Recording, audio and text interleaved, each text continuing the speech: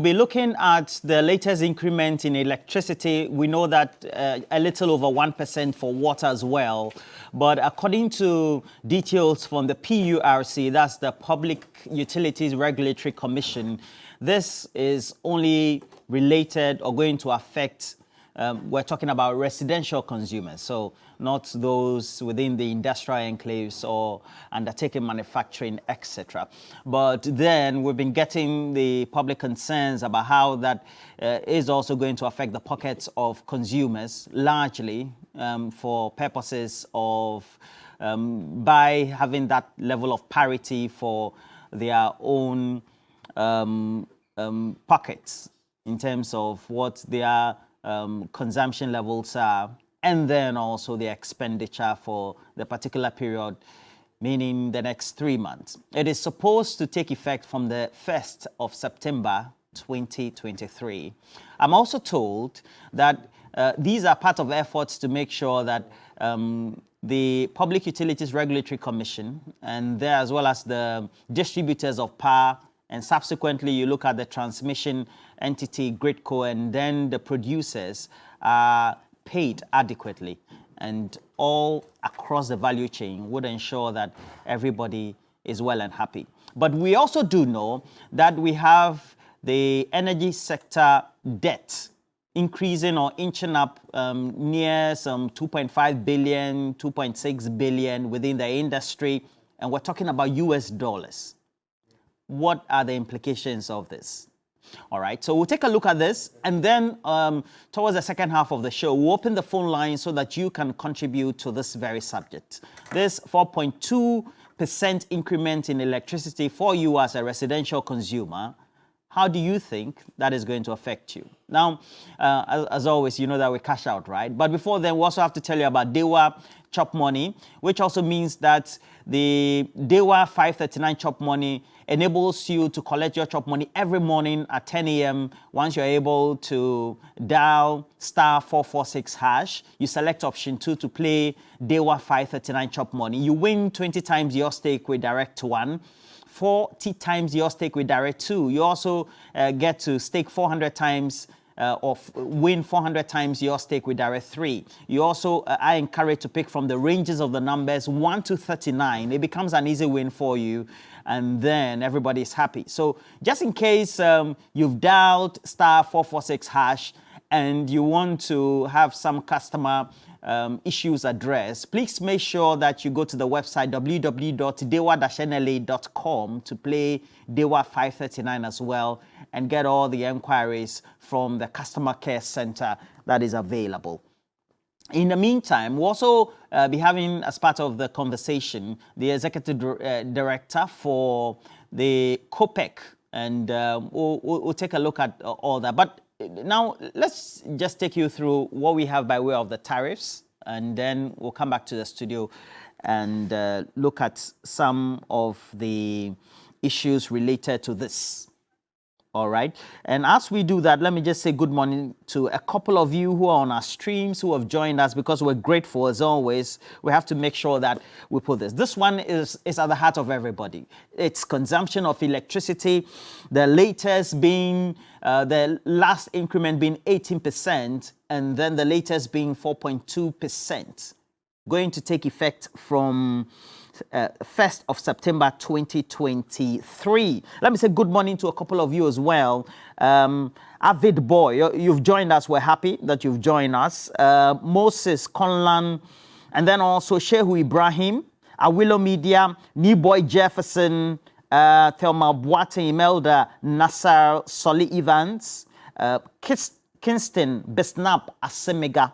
All of you have joined us. Kwade, Christian, Mani Nimani, Ras Kotuka, Abdullah Jabiru, Johnny Kujo, Richie Amesu, and all of you. Nketia AJ Bernard, good morning to you as well. We have Kojo Tetebotaimba, and many of you join us. Matthew, I can see you as well. We're grateful. Bongo Waila.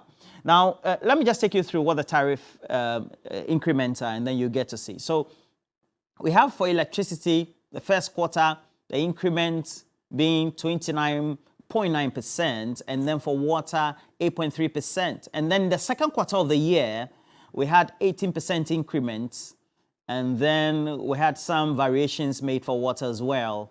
And now for the third quarter, which is where we're doing the measurement, we have now 4.2% for domestic consumers of electricity. So those who are not using electricity for industrial purposes. That's you and I, ordinary Ghanaian, I always say. And then for water, we have in excess some 1.3%, I believe. And that's what it is. All right.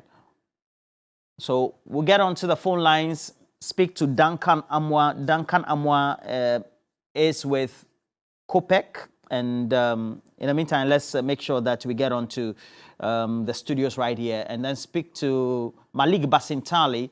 He's right here, Deputy Communication for the opposition NDC. Thank you for joining us, Malik. How are you? I'm well. Now, Thank you, Roland. Yeah. As a normal consumer, how have you taken this? I mean, I feel sad. There are many out there who feel challenged this morning. I mean, you will have to compute the current crisis, the current economic situation in this country, just oppose it to the current increment, and then you have a fair balance of how the future is going to look like. And so, I mean, as a Ghanaian coming into the studios, I share in the pain and plight of millions of Ghanaian people out there who this morning will wake up to an abrupt increment, who will wake up to some insensitive decisions, and who will wake up to, I mean, meet the current economic situation getting worse by day. And so, good morning. Well, and Dennis Miracle Abuaje is also here. Dennis Miracle, how are you? How's the campaign going for Dr. Mahmoud Bawumia? Roland, I'm very well, thank you. God has been good to us. So far, so good. Yeah. It's been a very inspiring journey so far. The Vice President has done 5 regions, Greater Accra, Ashanti, Western, Central and Eastern regions. And this is made up of about 154 constituencies. 154? Yeah. That's a lot. Within a period of a little over 40 days. And with about 128,000 delegates within these regions. In the past 1 week, he's been more focused on the special delegates, which is coming up on Saturday. Doing a one-on-one? Yes, bring them. You know, cluster. they are a little close to 1,000, so we a bit more focused on them. And so, God willing, all the hard work will be blessed, and the Vice President is likely to come out of the Saturday elections with about 70% or more. Okay. On Saturday, and that will be an indication of the energy and the vibe that the party people would be sending into the 4th November election. So far, so very good.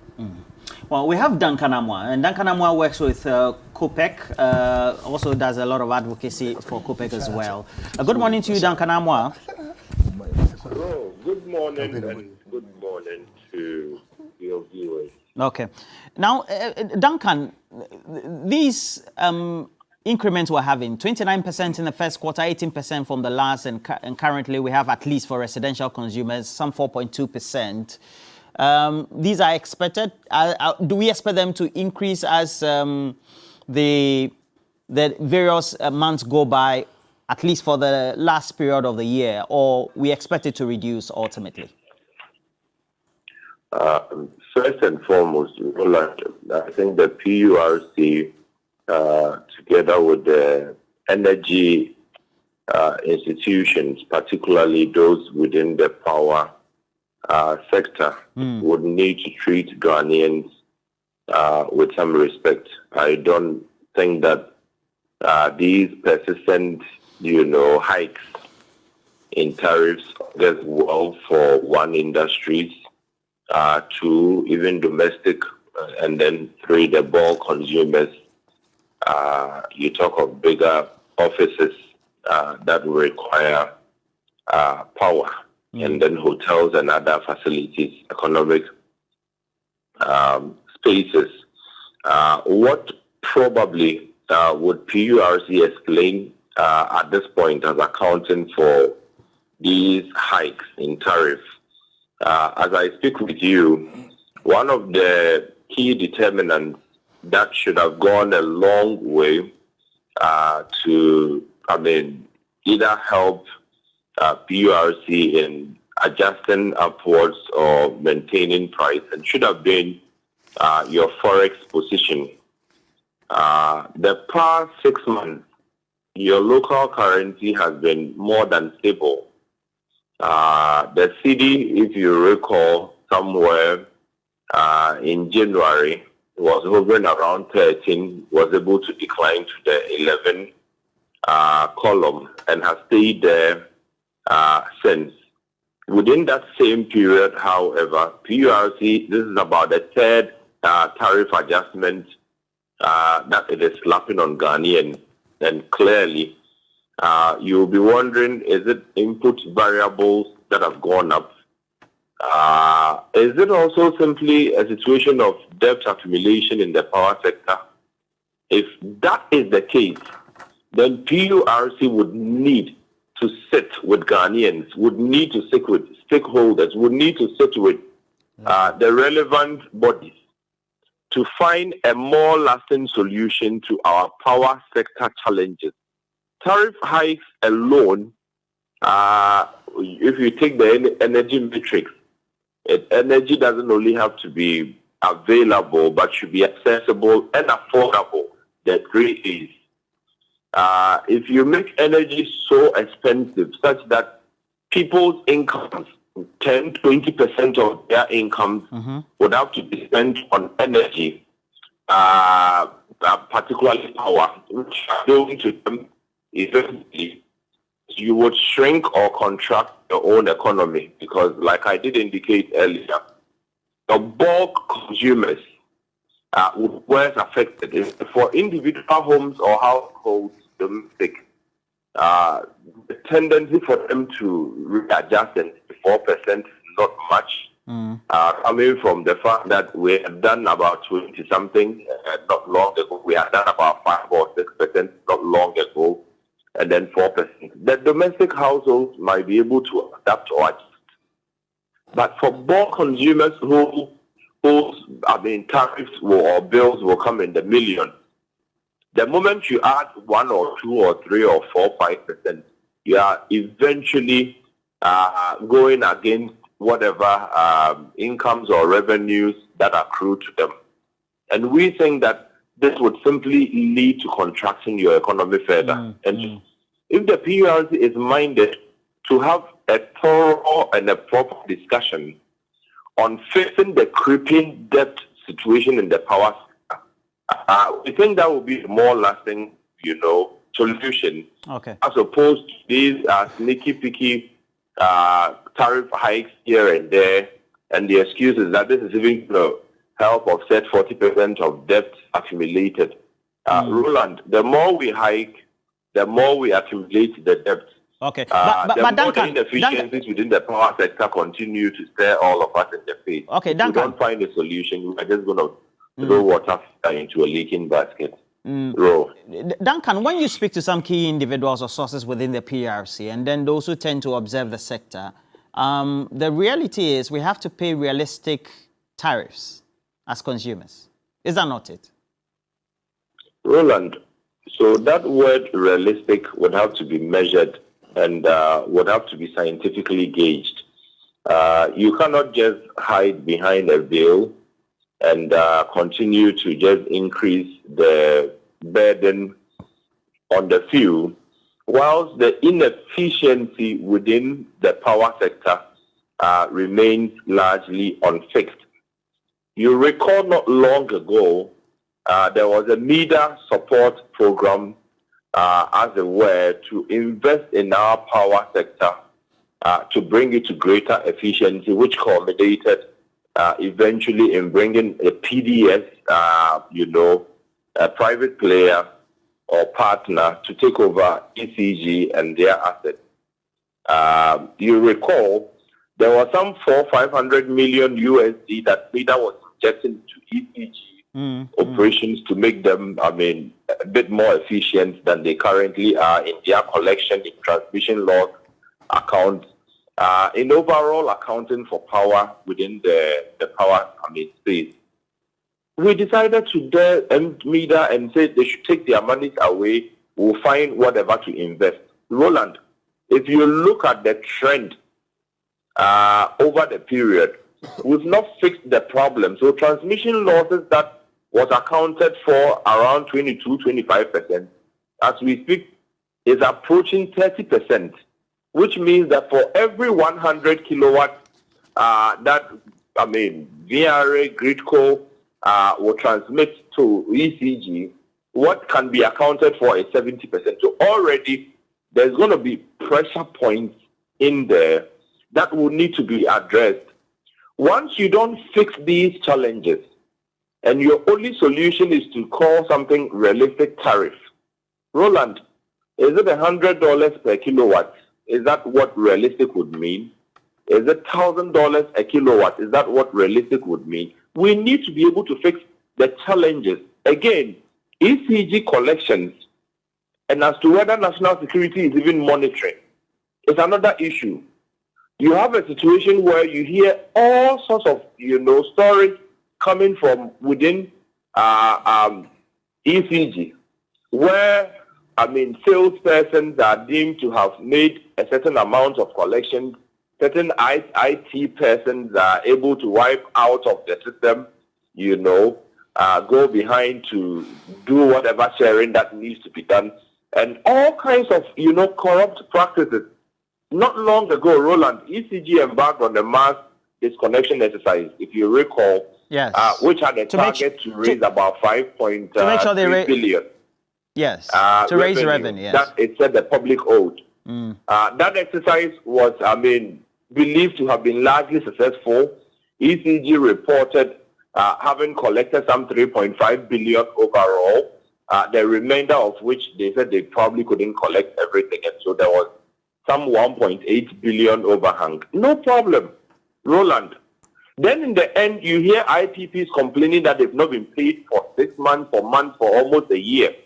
So you ask, what are we applying these collections to?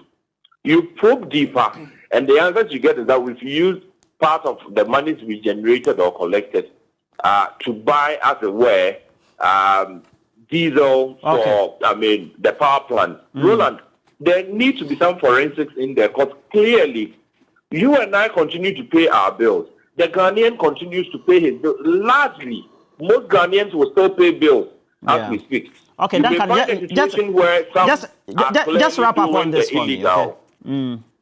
The illegal bits.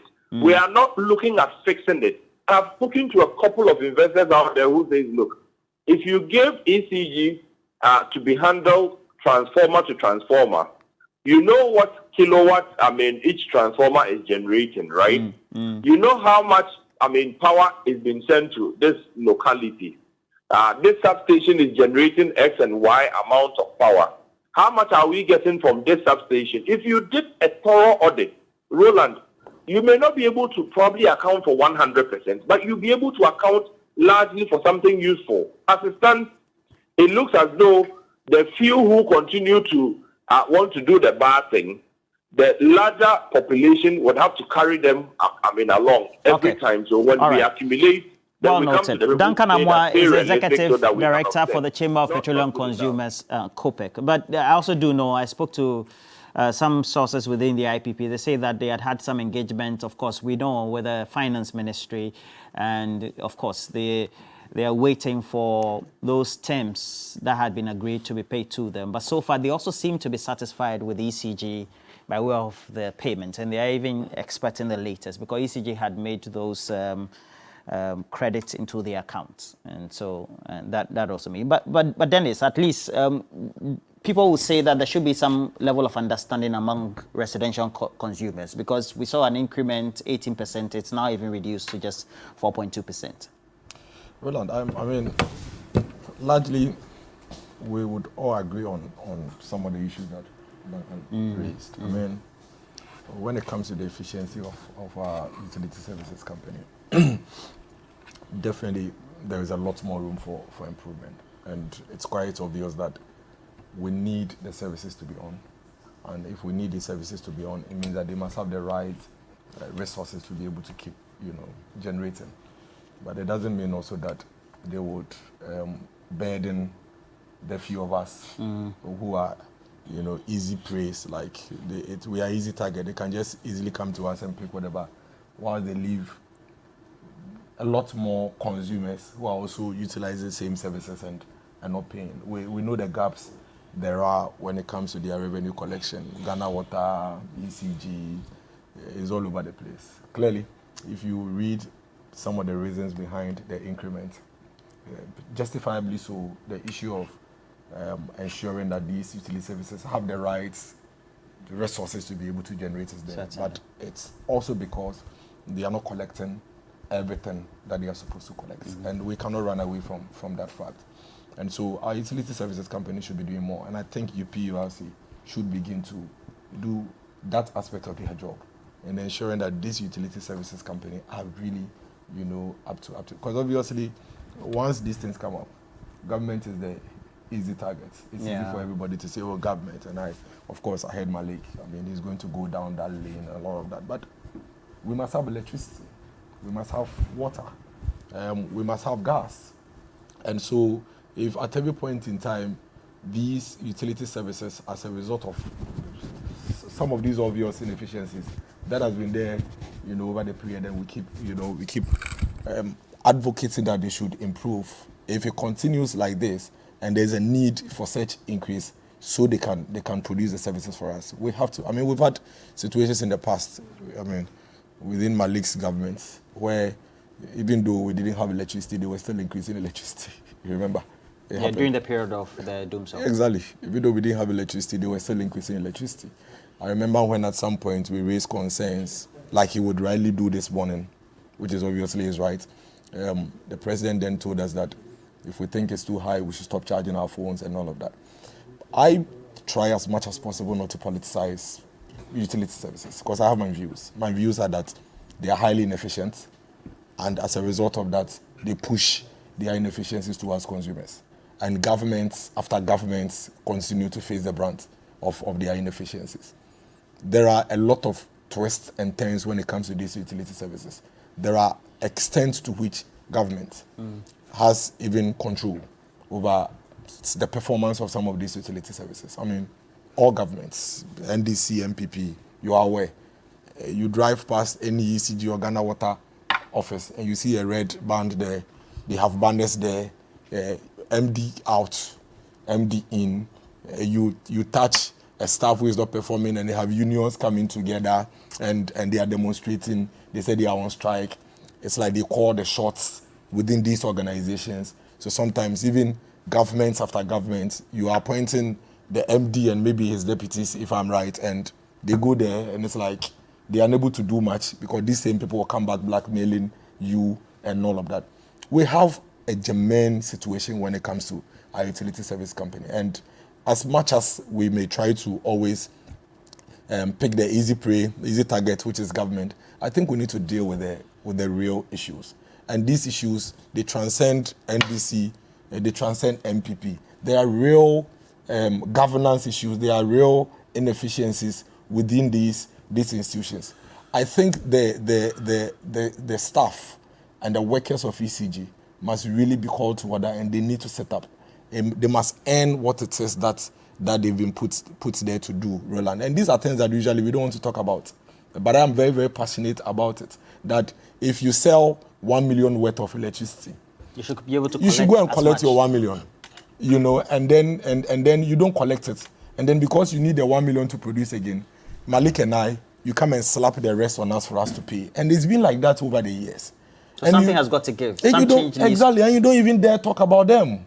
You don't dare talk about them. Recently, if you remember this issue of I think there was something about these prepaid systems where there was some insider dealing. These are all things that are... Where there were hackings. Yes, these are all things that are happening. Even to the notice of the peers. Yes, and these are Ghanaians who are working in these institutions. And you go and touch one. They will come, they are always releasing press statements. Union days, union does, senior staff association days. They will release press statement and they are the ones who will tell you which MD should stay, which MD should go, which staff should stay. Sometimes even if you transfer a staff from Kung to maybe assist office, they would revolt and all of that. And these things are becoming too much. You know, and that is one of the reasons why usually people will tell you that when it comes to public sector organizations, you don't have them functioning well. I think it's because of some of these things. And Roland, they will blackmail you. This is not the first time. Under the NDC government, go and check the number of ECG MDs that were sent there. And look at, even in recent times until... Sent in and packed out. Yes, look at the recent until my friend Dubik came in and is trying to, you know, and even that one, you let him try and put in place some radical, you know, changes, you will see the reward. The people need to work. Somebody's job this morning is to go and collect money. The painful thing is, people are using electricity. They want electricity meters so they can pay, and they are not giving it to them. Yeah. Why do I have to struggle? So all these people who are consuming this power that you generated, which you lifted from Gridco or whatever, that you are supposed to sell to us, a lot of Ghanaians today don't have meters, and they are using the same power. So if you need to pay back for whatever you lifted, you can't get those people to pay. So you come and bail everything on Roland and Malik and Miracles for us for us to go and pay. And I agree with Duncan Amwa that a lot of it is because of that. Because like he said, there hasn't been much changes in some of the indicators they used to. Dollar has been coming down.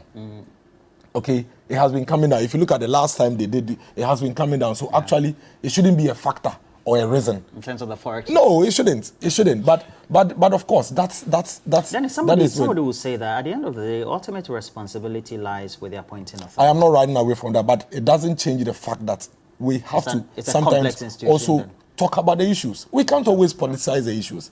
Okay. You understand, Roland? We can't always do that. We can't always do that. You appoint the MD and appoint the deputy. Today, if the MD says that, listen, 20 of you are not working, I'm removing you. And the staff, like they always do. The board as well. Yes, and the staff, like they always do, they put their rent dangers and they demonstrate. I'm sure a lot of Ghanaians will come up and say, hey, our lights are going off. What are you doing? Listen to the staff. Listen to the... You know, it happens all the time. When even some people can say we want neutrality allowance and government will have to go and give them neutrality allowance because there is no buffer for government. If we don't talk about these issues, it doesn't matter whether it's MPP, NDC, CPP. It will continue to happen. And that is why over the period, even under the NDC, when we didn't have the electricity, they still had to increase electricity bills. Why should it be like that? Simply because the core issues have never been dealt with. Everybody is afraid to talk about it. You talk about it and you're a politician and they are looking at you some way. But this morning you are here doing your work. Yeah. And you are going to be paid for what you do. And they also I came here and I saw Pakwesi Asare beautifully hanging there. He's delivered. He's done something to impact his organization. What are you doing? There are people using Ghana water who are paying flat rates. And they are the heavy users. And no matter what they use, they are using the water to water their lawns. And they are paying 200 cedis. Yeah. Because they don't have the prepaid whatever meter or postpaid reading meter. They are doing flat. Why do we still have such a situation? And then everybody will be burdened. But Roland, again, I think that we need to correct, or we need to, if we're going to inform the public, because I see that your second topic is consumers calling in. Yes. I think that we also need to put out the complete information so that we help the conversation. You agree with me that it is not every Ghanaian that is going to receive an increment in their tariffs. No, only residential. Yes, but that is not the conversation. So a lot of people this morning, if you open the phone lines, are going to call, and probably they're not even affected. And I think that sometimes when we are putting out some of these news, we should also clearly indicate them. Because so far in all the conversations, I haven't heard any of the outlets say that, oh, some 30 to 40% are not affected, which Certainly. Is a huge number. Certainly. You understand? And these are the people that really deserve our protection as a state, and they are not affected. Okay, so I think that, please, when we are putting us, so we shouldn't just say it is not true. It is not true that electricity has been increased by 4.something%. It is not true. What is true is that electricity for some category of users has been increased, and that between 25 to 30% have not been increased. I think it's fair that is true. Which I is made true, that clarification. That and I think that is important. Residential users only. Again, and if you not only residential, there are residential users who are not affected. Yes, certainly. The lifeline users, they are about 30%. They are not affected. And they are the people, I'm sure when you open the phone lines, will be calling. It is not their fault because we haven't educated them as such. We have created the impression that everybody know the poor of poorest in this country, their electricity bills have not been increased. That is the truth. It has not been affected at all. It is zero. And I think that's important. So the hairdresser, the saloon, the barber guy should know that his electricity has not been increased. And when we talk about Lifeline, I mean, what are Lifeline users? People who are using up to about 30 kilo, I think 50 or so, 50 kilowatts between per 30 hour. to 50 yeah. kilowatt per hour. And it's 0 to 30. 0 to 30. Okay. And it's huge. It's huge. I mean, we are talking 30 kilowatt. We are talking about somebody who is using 3 LED bulbs. Okay. 8 hours every day for 30 days. Okay. The same person at the same time is using his iron for 1 hour every day for 4 days. That same person is using 1 television set for 5 hours daily within 30 days. And then that same person is using a ceiling fan for 4 hours. So if you are listening to us this morning and you have a modest residential facility, you have 3 bulbs, you have an iron you use 1 hour a day. I wonder how many people actually use irons continuously 1 hour a day. Except those who use it for work. Exactly. And then you have a television you watch 5 hours daily. Okay, I wonder how many people actually do that, and then you have a fan that you use 4 hours every day for 30 days. You are not affected by this increment. And I think it's fair on the consumers that this education is done. And this category, they form up to about 30% of the Ghanaian consumers. Very, very, very important that we put that. Again, when the PURC were making the increment, they gave all these details and the basis and all of that. And the indicators, actually. Exactly. And I think that for the purposes of the conversation and education to the people, sometimes when these things come up, I think we should get into the details. Because until you raise it and give that clarification, I'm sure a lot of Ghanaians, like Malik said, will wake up this morning and think that, hey, 1st September, my electricity is going to be increased. But 30% are not part. And in fact, the people in this country who require the protection of the states, the poor of the poorest, they are not affected by this increment. But they probably are getting palpitations and butterflies and high blood pressure, thinking that they should expect some increment. So I thought that it's important that I do this education. But that doesn't change the fact that, no, we do not accept some of these increments, especially at this time, because we believe that the utility services can actually do more to increase whatever revenue they need to boost their service provision so they don't burden us. I am with anybody that would complain about that.